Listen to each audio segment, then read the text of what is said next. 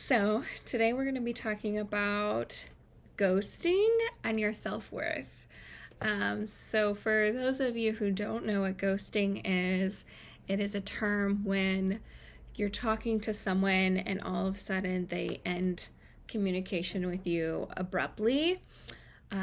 Whether that happens to you or you've done it to someone else, you have ghosted them, completely cut them off, not responding.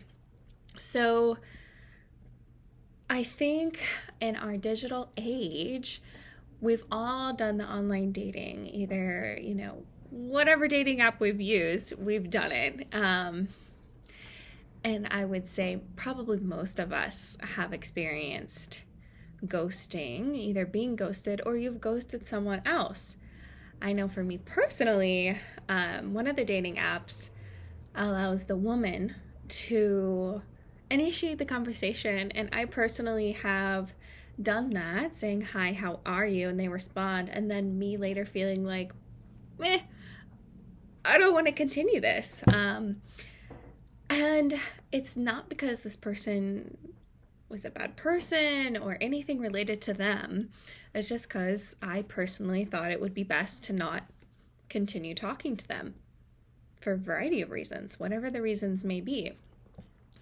So when you think about this concept of self-worth being tied up to ghosting, I think that there can be confusion, and I think that there can be a lot of pain if you're looking forward to hearing back from this person, or you thought this person and you had a connection with them, and so you were very much so looking forward to seeing where the relationship would go or the friendship, and then they just stop talking to you. It makes you doubt yourself. It makes you doubt your worth. And so I want to use this time to talk about separating yourself from being ghosted as a reflection of who you are and your worth. In my experience, a ghost will ghost you for any variety of reasons, whether they thought they were ready for a friendship or relationship and then they just weren't, whether that be depression, anxiety, something in their personal life happening where the idea of pursuing a connection or relationship with you seemed like it would be too much, too painful, too much on their plate. Another reason is you might not have been the right person for them, or vice versa. And you can kind of gauge that over text.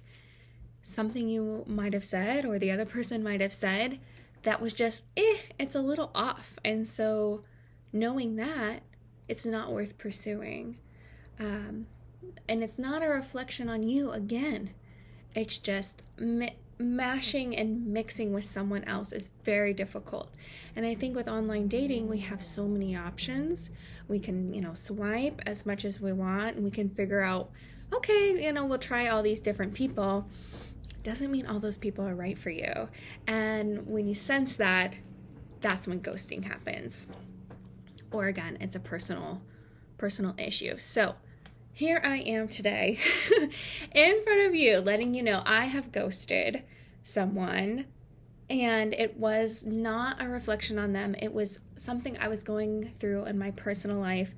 I felt so overwhelmed, and the idea of meeting a new person, starting a new connection, terrified me. So I just stopped communicating with them, and I know that probably hurt them, right? And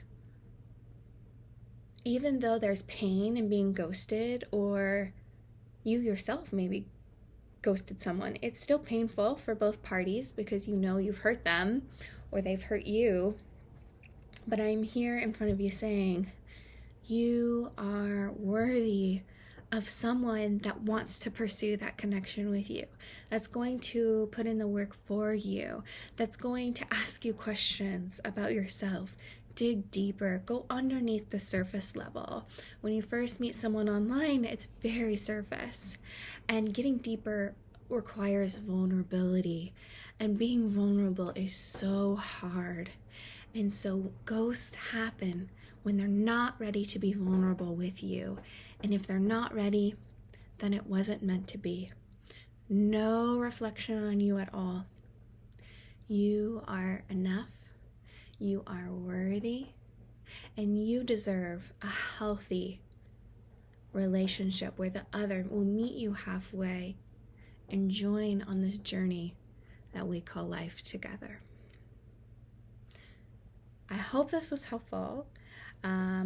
If you have any questions or comments, please ask me. I would love to dive deeper on this topic or answer any of your questions.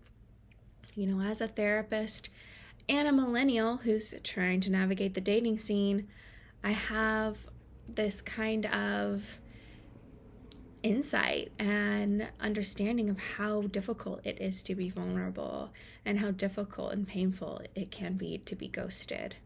So feel free to subscribe, leave me a comment, question, and maybe I will answer them in another video. Thank you guys.